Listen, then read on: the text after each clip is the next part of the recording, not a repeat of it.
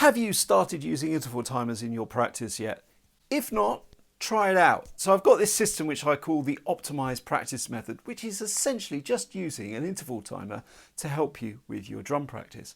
All it does is it divides up your 30 minutes, say, of practice time into nice manageable chunks, and you can fill those chunks with an exercise or a rudiment or something. The idea is that it gets you sitting down on your drum seat and playing the drums, because believe it or not, a lot of people struggle to fit in some drum practice.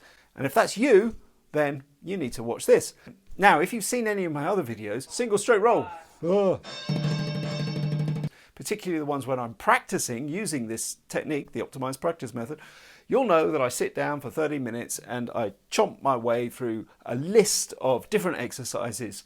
Often they're just to do with high intensity stuff, so single stroke rolls and paradiddles and double stroke rolls. I do my Bonham triplets, single hand rolls, all these sorts of things, because these are what I consider my weaknesses. Still, after all these years of playing, I still consider a single stroke roll to be a bit of a weakness.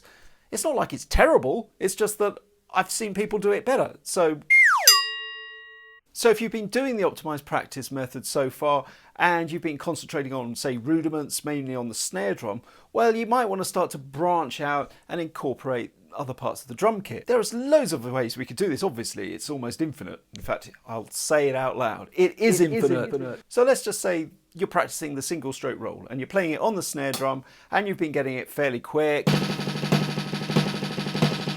You might want to start thinking about how you can move that around the kit. We don't have to think about really complicated ways. Just doing a roll around a drum kit.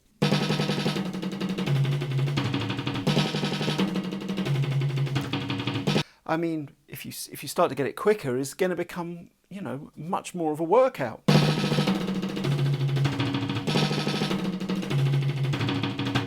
Especially if you're going to do it for a minute and a half. But what about the feet? Let's think about adding in some feet.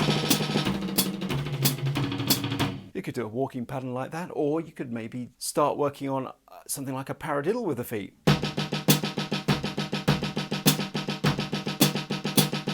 But to make it into a hit timer pattern, we've obviously got to try and play it quicker than that.